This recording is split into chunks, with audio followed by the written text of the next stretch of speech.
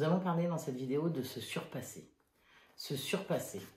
En voilà un objectif souvent énoncé par les personnes qui souhaitent faire du développement personnel, de la performance sportive, un coaching, un travail thérapeutique, des résultats scolaires qui crèvent le plafond. Se surpasser. Se surpasser, c'est aller au-delà de ses limites. C'est souvent confondu avec l'idée de se faire violence, de sortir de sa zone de confort. Pourquoi ? Pourquoi est-ce qu'on aurait besoin de se surpasser? Pourquoi est-ce qu'on aurait besoin de se mettre en inconfort, de se faire violence? Pourquoi est-ce qu'on aurait besoin de dépasser nos limites? Qu'est-ce qui nous pousse à faire cela? Sur quelle base est-ce qu'on pose cet objectif-là? C'est certainement la première question qu'il faut apprendre à se poser. Dans quelle démarche est-ce que je suis? Pourquoi? Quelle est la raison de cette envie, de ce besoin de se surpasser? Et parce que ça va définir la suite de notre démarche. Est-ce que je veux prendre une revanche sur le passé? Est-ce que je fais ça pour moi, pour les autres, pour prouver aux autres, pour montrer que je suis capable par rapport à eux, ou vraiment pour moi? Est-ce que je veux prouver quelque chose à quelqu'un ou à moi-même? Est-ce que j'ai des blocages que j'ai envie d'éliminer? En gros, est-ce que c'est une envie, un devoir, ou est-ce que c'est un besoin de me surpasser? Pour répondre à cette question, pour faire la différence entre ces trois mots de besoin, envie ou devoir, on va essayer de porter notre attention à notre corps physique. Essayer de se rendre compte, quand on énonce ces mots, ce que l'on ressent. Est-ce qu'on est tendu ou détendu? Par exemple, j'ai besoin. J'ai besoin de quelqu'un, j'ai besoin de quelque chose, j'ai besoin de faire quelque chose ou de dire quelque chose. Est-ce que quand je prononce ces mots, je suis tendu ou détendu? Tendu. Souvent, le besoin, c'est j'ai besoin parce que sinon je suis pas bien, parce que sinon ça va pas aller, parce que sinon ça va pas marcher. Et ça, c'est du moment où il y a une tension dans notre corps, c'est qu'on est plutôt dans un besoin que dans une envie. Je dois faire quelque chose, je dois avoir, je dois dire, je dois consommer, je dois obtenir. Est-ce que quand on est dans le je dois, il faut, absolument sous-entendu, sinon ça va pas aller, sinon je vais pas être bien, est-ce qu'on est tendu ou détendu? Tendu. Maintenant, si on dit j'ai envie de quelque chose ou j'ai envie de quelqu'un, j'ai envie de faire, j'ai envie d'avoir, j'ai envie de manger, j'ai envie de vivre quelque chose, est-ce qu'on est tendu ou détendu? Détendu. Notre corps, notre meilleur ami, nous indique donc la présence du mental ou pas, par une tension ou par une détente. Dès que notre mental est là, en train de nous dire qu'on a besoin, ou qu'on doit, ou qu'il faut, on va ressentir une tension. Par contre, dès qu'on est dans l'envie de faire quelque chose, l'envie de vivre quelque chose, on va ressentir une détente. Et cet indicateur-là est très important. Pourquoi? Parce que notre mental, c'est le pire de tous nos conseillers. C'est celui qui fait qu'on va être complètement bloqué, complètement stressé. Alors c'est sûr que quand on dit « j'ai envie de quelque chose », on est détendu, mais que si rapidement on se dit « oui, mais bon, je ne l'ai pas », et ben ça va créer une tension, je suis d'accord. Mais cette tension, elle est liée plutôt à qu'est-ce que je ressens de ne pas avoir ce que je désire avoir. Qu'est-ce que je ressens de ne pas être en train de vivre ce que j'ai envie de vivre. Et là, c'est la deuxième partie qu'on verra après, qui est plutôt la partie des émotions. Et il va falloir à ce moment-là s'occuper de ce qu'on ressent et pouvoir éventuellement reconnaître, ressentir, exprimer nos émotions de frustration quand on n'a pas ce qu'on désire ou d'agacement, d'irritation, d'exaspération quand on n'a pas ce que l'on désire. Donc, ça va être une deuxième partie. Mais dès qu'on ressent une tension, c'est ce qu'il y a de plus important à retenir, c'est que dès qu'on ressent une tension dans notre corps, c'est que notre mental est présent. Et c'est que du coup, on est en train de prendre une direction qui n'est pas forcément une direction qu'on a posée pour nous, par rapport à nous, mais qui serait plutôt tournée sur un je dois, il faut, sur un besoin, sur les autres, sur une obligation en fait qu'on s'impose à nous-mêmes plutôt que sur une envie. Le mental, c'est lui qui va nous obliger, qui va nous pousser à réagir par rapport à quelque chose ou par rapport à quelqu'un, plutôt que d'agir pour nous. Le mental, c'est aussi celui qui va nous mettre dans la dépendance. Je dois absolument avoir ça ou consommer ça, sinon je ne vais pas être bien. Le souci de tout ça, c'est qu'on a beau, justement, avec notre mental, prendre des décisions. La vie, je dis souvent, elle est assez juste. La vie, elle est assez bien faite. Ça veut dire que si on est faux par rapport à nous, si on ne se respecte pas, si on est dans notre mental et qu'on n'est pas en train d'écouter nos envies et qu'on prend des décisions pour des raisons plutôt sorties de notre mental que de notre corps, de nos envies, la vie, elle va faire en sorte que tout bloque, que ça bloque. Parce qu'elle ne va pas nous applaudir en disant bravo, c'est bien, je te donne tout ce que tu désires, tout ce que tu crois désirer, alors qu'en fait, tu es complètement faux avec ton mental, complètement coupé de toi-même. Donc il va falloir un petit peu se rendre compte que si on est dans l'espoir que quelque chose change à l'extérieur, que si on essaie d'avoir cet impact sur l'extérieur, sur nos performances, montrer aux autres, avoir plus, changer en fait ce qu'on possède, ce qu'on fait, ce qu'on a à l'extérieur de nous, ou changer les personnes avec qui on travaille, c'est qu'on est de nouveau tendu, de nouveau avec notre mental, et que si on est là-dedans, on va perdre beaucoup d'énergie à essayer de changer l'extérieur. Et pour autant, on ne va pas se sentir détendu.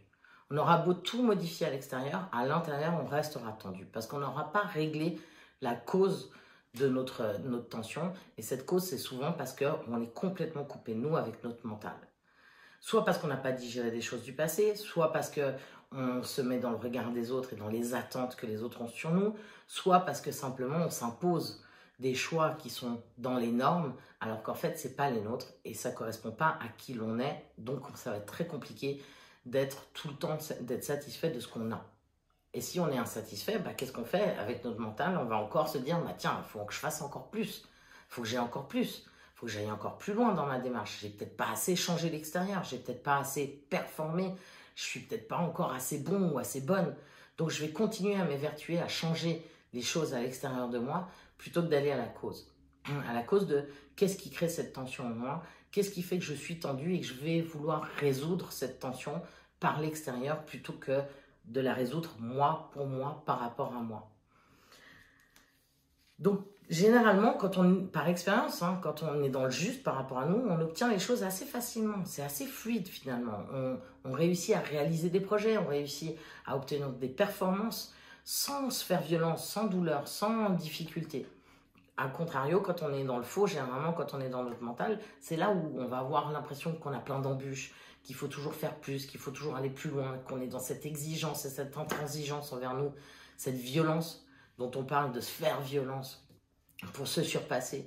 Et c'est généralement pas quelque chose qui va aboutir à un bien-être, à une détente, à une satisfaction personnelle, donc une totale détente par rapport à une harmonie par rapport à ce qu'on a, par rapport à ce qu'on fait, par rapport à notre vie. Et ça, c'est important de se rendre compte de ça. Ça paraît tout simple, mais peut-être déjà de se rendre compte qu'est-ce qui sous-tend ma démarche. Est-ce que je suis tendu donc dans mon mental quand je me sacrifie, quand je me fais violence, quand je me dis que je ne suis pas assez comme ça, quand je me dis que je n'ai pas assez ça, qu'il en faudrait plus, que je ne maîtrise pas encore totalement ce que je vis, que je ne gère pas complètement mes émotions, qu'il faudrait que je fasse encore plus. Est-ce que se surpasser, c'est signe de tension ou c'est signe de détente à l'intérieur de nous? Si c'est signe de tension, c'est qu'on est dans notre mental, notre petit vélo, notre ego, notre hamster. Et ça, c'est notre corps qui va nous l'indiquer. Et ce qui est chouette, c'est que notre corps, notre meilleur ami, on l'a partout, tout le temps avec nous. Peu importe la décision qu'on doit prendre, peu importe dans quel domaine on doit prendre des décisions, ou peu importe dans quel domaine on va vouloir aller au-delà de nos propres limites, on a notre corps avec nous et on peut à tout moment se reporter à notre corps en se disant « Ok, stop, mental, pas mental ».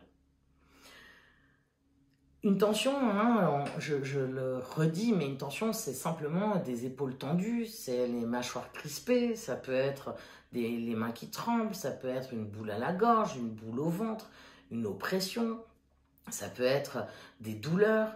Tout ça, c'est signe de tension, ou ça peut être aussi d'être fatigué tout le temps, c'est signe de tension, donc c'est signe de présence du mental dans notre corps.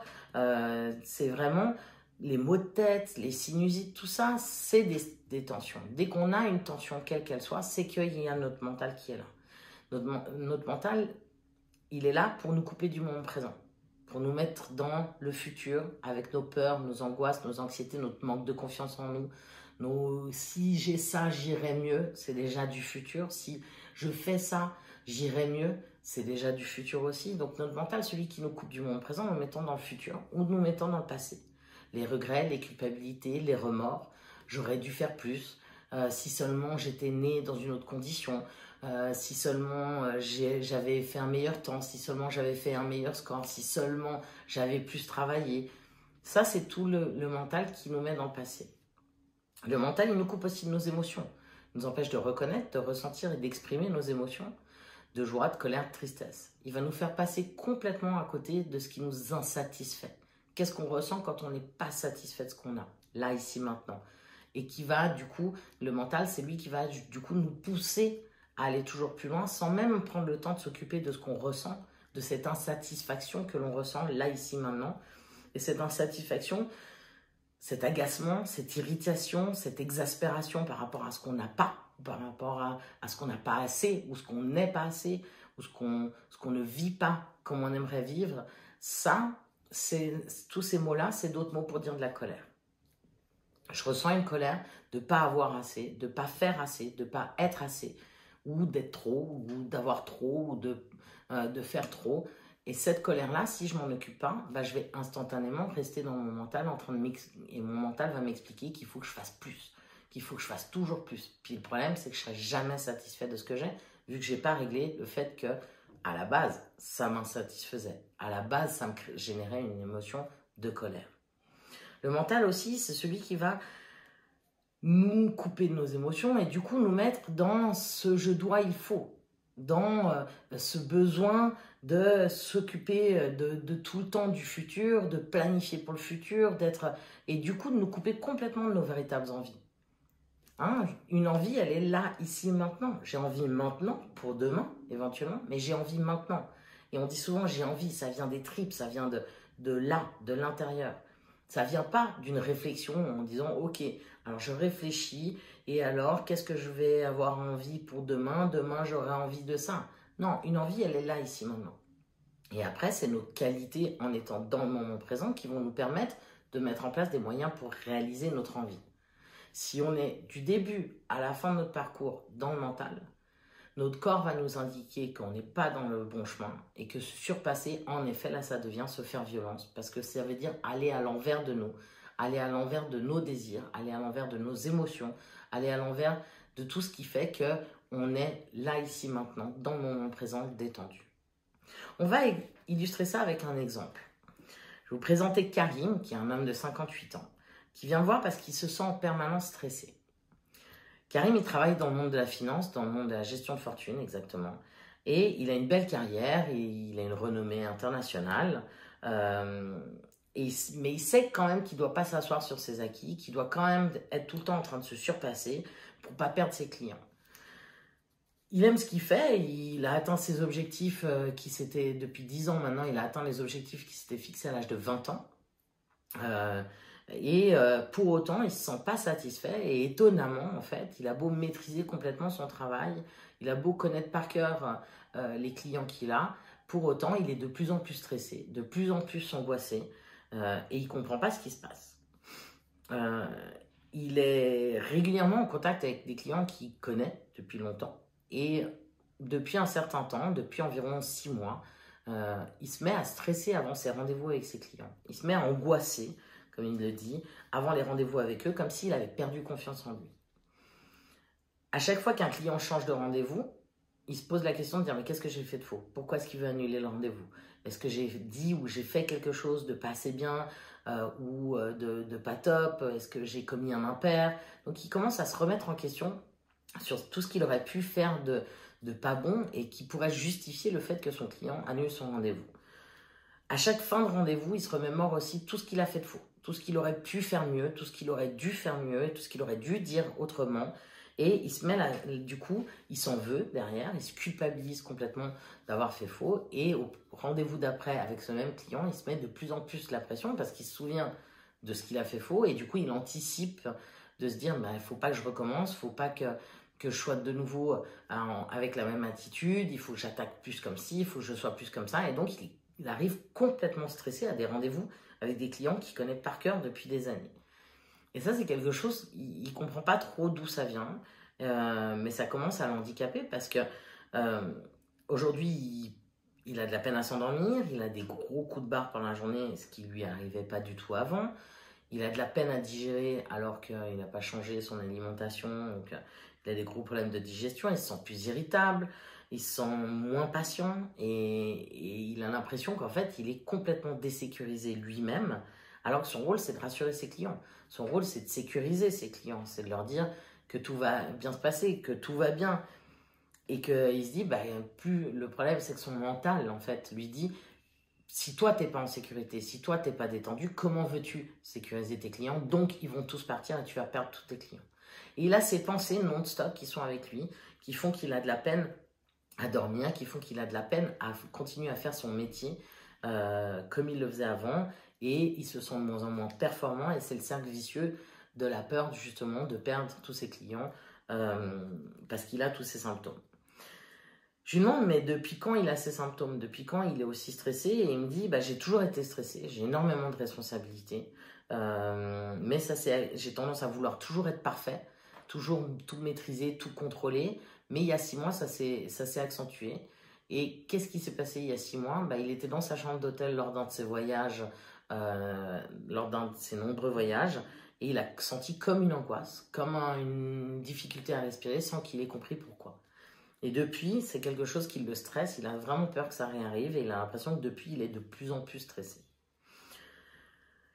Pour vous donner un petit peu le parcours de Karim, Karim c'est quelqu'un qui a grandi dans une grande précarité dans un pays du Moyen-Orient. Il s'est juré depuis tout petit d'un jour venir vivre en Europe et surtout d'un jour avoir assez de moyens financiers pour faire vivre confortablement sa famille, pour plus jamais être dans le besoin financier, pour avoir gagné suffisamment d'argent pour plus jamais être dans le besoin financier et pour pouvoir justement offrir à sa famille une vie décente. Donc sa famille, c'est ses parents, c'est son frère, et puis bah, maintenant c'est sa fille, son épouse, son ex-épouse aussi, qui dépend encore de lui financièrement. Et donc sa détermination, elle a été sans faille. Il a eu que cet objectif-là, et en fait c'est grâce à ça, selon lui, qu'il est là où il en est aujourd'hui. Il fait vivre, donc comme je le disais, son ex-femme qui dépend de lui financièrement, sa femme actuelle, son frère, ses parents, sa fille, enfin il fait vivre beaucoup de monde. Et du coup, il a encore plus de pression pour ne surtout pas faillir à son travail et à ses performances professionnelles, parce que sinon ça mettrait à mal tout ce qu'il a construit jusqu'à maintenant, et ça pourrait mettre en danger toute sa famille. Donc quand je lui dis, mais est-ce que ça vous convient de faire vivre autant de gens et de donner autant pour toute votre famille, d'avoir cette pression-là sur vous? Bah, Karim, pour lui, c'est normal. C'est son rôle, ça a toujours été. Il a toujours pris ce rôle un peu protecteur de la famille. Il ne conçoit pas que ça puisse être autrement. Donc pour lui, aucune tension particulière là-dessus. C'est quelque chose qui est complètement maîtrisé chez lui. Il m'a dit à un moment donné qu'il était insatisfait. Donc je lui demande de pouvoir me dire, mais qu'est-ce qui fait que vous êtes insatisfait? Est-ce que vous pourriez me parler de cette insatisfaction? Alors, vous me dites que ça fait 10 ans que vous avez atteint les objectifs, que vous êtes bon dans ce que vous faites, que vous avez une bonne renommée. Qu'est-ce qui fait que vous êtes insatisfait? Ça veut dire quoi, insatisfait, pour vous? Et Karim me répond, j'ai l'impression que je pourrais toujours faire mieux.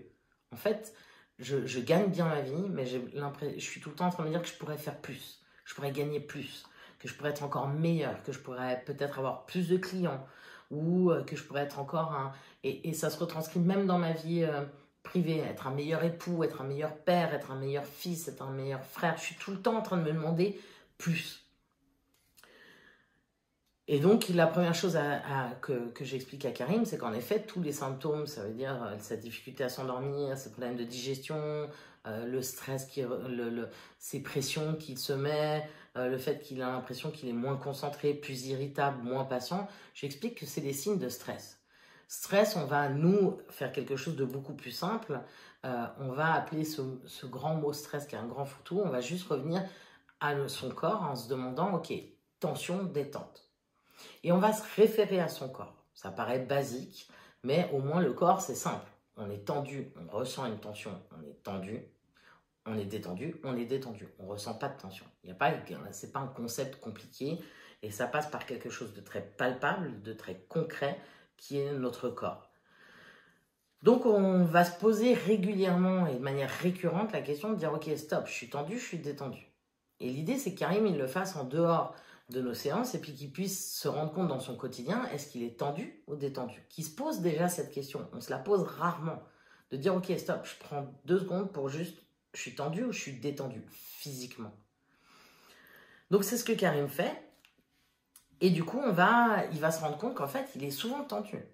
Il est très souvent tendu, sauf petites exceptions au moment où il fait soit du sport qu'il aime, soit quand il est au restaurant avec sa femme, parce que c'est quelque chose qu'il aime beaucoup durant ces moments-là, mais il se rend compte qu'il est en permanence tendu avant, pendant, après ses rendez-vous, quand il est seul, quand il est accompagné, qu'à différents moments de sa journée, et peu importe un peu ce qu'il fait, il se rend compte qu'il est tendu. Donc là, c'est le signe que son mental est présent. Son mental est présent soit parce qu'il est parti dans le futur, dans ses peurs par rapport à ses clients ou à son job ou à sa performance ou dans ses peurs tout court, soit parce qu'il est dans le passé avec ses regrets, ses culpabilités, ses remords, mais qu'en tous les cas, il n'est plus là, ici, maintenant, en train d'être juste dans le moment présent. Donc il va falloir qu'il éteigne ce mental. Dès qu'il va sentir qu'il a une tension, premier réflexe, je reviens là, ici, maintenant, je porte mon attention à une partie de mon corps ou je porte mon attention à un de mes sens. S'il y a encore une tension dans ce moment présent, il va falloir se poser la question de dire, ok, qu'est-ce que je ressens? Une colère, une joie, une tristesse. Et de reconnaître son émotion, de pouvoir la ressentir physiquement. Souvent, par exemple, on peut avoir des épaules tendues, on éteint notre mental, on revient dans le moment présent, puis on découvre qu'on a une boule à la gorge. Les émotions, les tensions liées aux émotions bloquées, elles sont souvent entre la bouche et le périnée, plutôt devant. Et c'est des tensions liées au fait qu'on a une émotion qui demande qu'à sortir et que notre mental est là en train de bloquer notre émotion et nous dire non, non, garde-la bien au chaud, on s'en occupe pas. Et puis, tu vas pas commencer à ressentir ce que tu ressens. Donc, c'est ce que Karim fait. Il éteint son mental, il se rend compte qu'en fait, il a des émotions, mais c'est encore pas tout à fait, les émotions, c'est pas encore trop sa tasse de thé. Donc on va prendre un exemple concret lors d'une séance, un exemple concret concernant son travail. Est-ce que Karim peut me donner une scène précise qu'il a vécue, une scène dans laquelle il s'est senti stressé?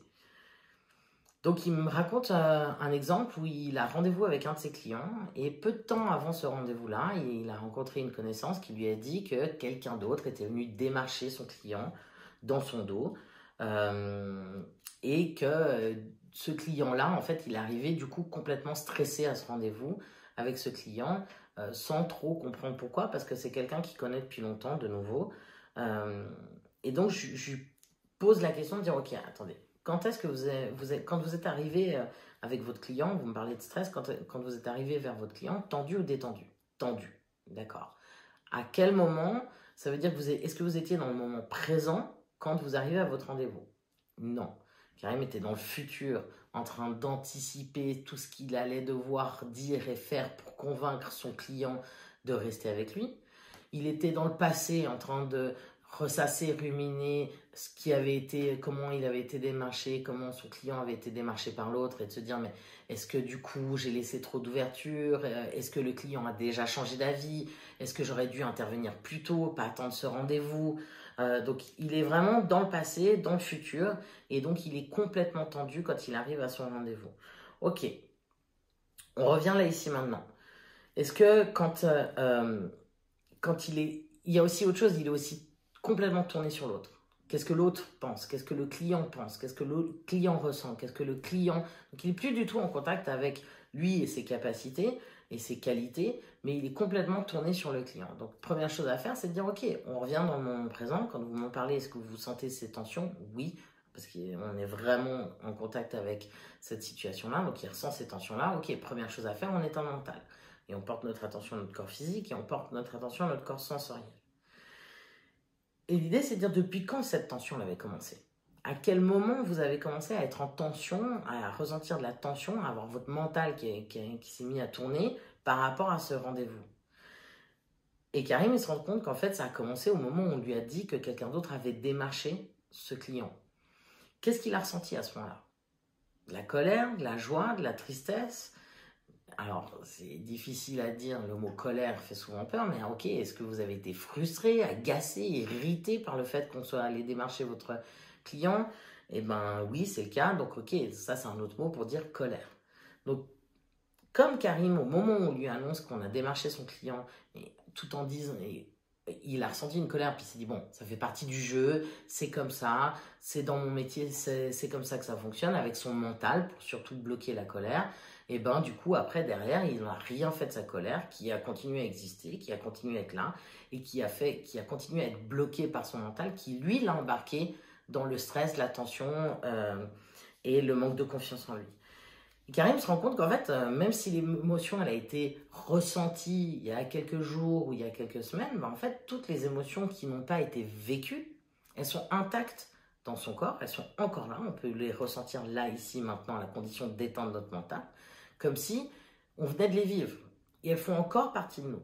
Et plus on va avoir des émotions accumulées, plus on va avoir un mental très fort qui va nous pousser toujours à être plus performant et à se surpasser pour, en fait, quelque part, ne jamais s'occuper de ce qu'on ressent.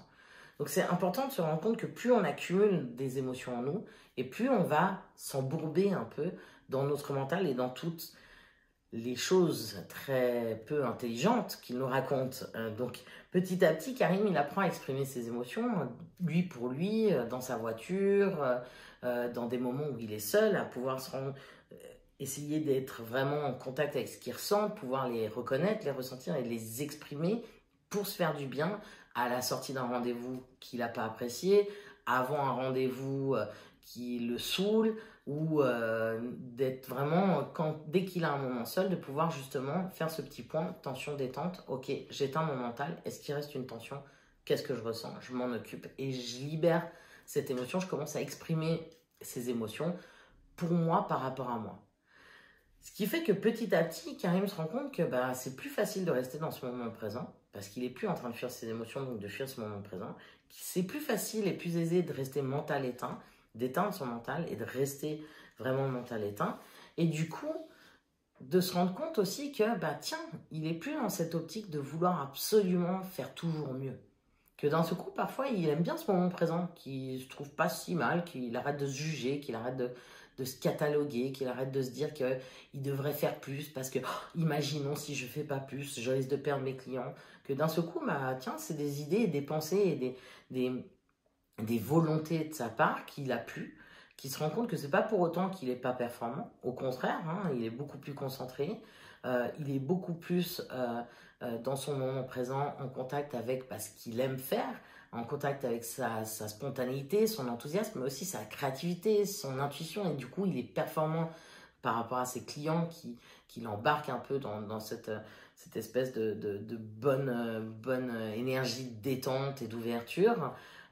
Et que en fait, il se rend compte que sans vouloir absolument maîtriser son travail, il le maîtrise encore plus, il est encore meilleur dedans, parce qu'il est sorti un peu de cette idée de devoir se faire violence, de devoir rester aux aguets, vu son âge, on ne sait jamais, il y a des petits jeunes qui peuvent venir et puis me mettre de côté.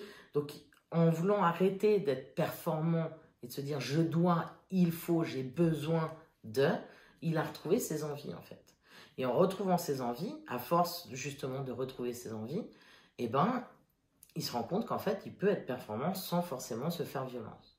Alors bien sûr que à force d'exprimer aussi ses émotions et de laisser remonter les scènes et puis d'exprimer des choses du moment présent de son quotidien, petit à petit, le corps va lui envoyer aussi des scènes un peu plus anciennes et il va pouvoir se rendre compte que le point de départ de sa vie, de dire « je supporte pas de vivre dans une précarité, de voir mes parents qui sont en train de vivre ça, et comme ça, je ne l'ai pas exprimé, j'ai pris la décision d'avoir une revanche. » Et en fait, c'est ce qui a motivé sa vie, plutôt que simplement une envie de dire « ok, qu'est-ce que j'aime faire, qu'est-ce que j'ai envie de faire, et je vais me battre pour moi, je vais agir pour moi en fonction de mes envies et aussi de mes qualités, mais le faire pour moi et pas pour prendre une revanche qui lui mettait en fait une énorme pression. C'était une décision du mental, pas tourner sur les autres, par rapport aux autres, et qui faisait aussi que par la même occasion, il ne pouvait plus faiblir, il ne pouvait plus changer d'avis, il ne pouvait plus faire différemment. Parce que son mental lui disait tu dois, il faut.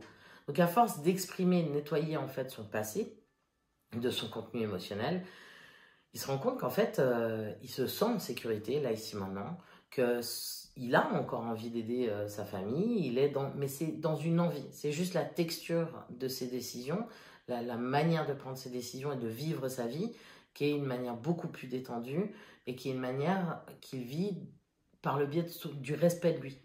Il est dans le respect de lui, dans la tolérance, le non-jugement, dans la bienveillance par rapport à lui.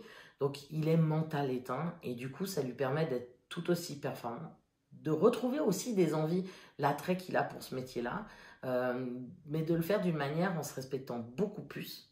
Et du coup, en se demandant d'être moins performant, en fait, il se rend compte qu'il l'est encore plus.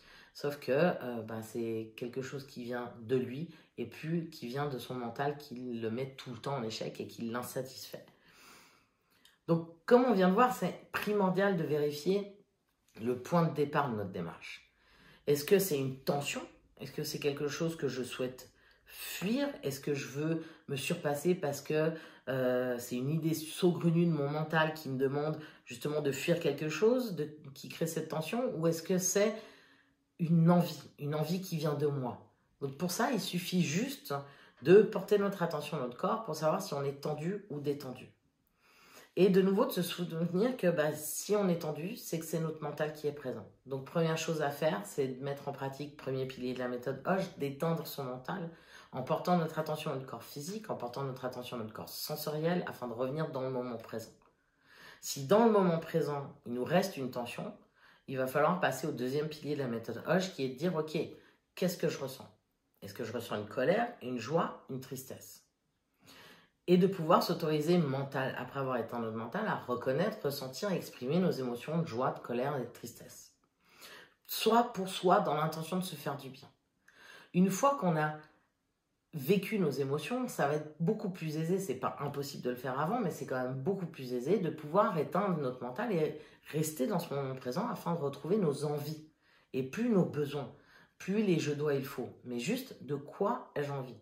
Qu'est-ce que j'ai envie de vivre pour moi? Qu'est-ce que j'ai envie de créer pour moi? Qu'est-ce que j'ai envie d'avoir? Qu'est-ce que j'ai envie de faire? Donc c'est vraiment de retrouver nos envies et aussi de retrouver toutes nos qualités. Donc ça veut dire tout ce qui va nous permettre de pouvoir réaliser nos envies, notre intelligence, nos intuitions, notre créativité, notre spontanéité, de mettre toutes ces qualités-là en fait au service de nos envies, au service de nous, pour pouvoir réaliser nos réelles envies et pour réaliser ce dont on a envie tout en se respectant. Et c'est cela, être en contact avec notre plein potentiel.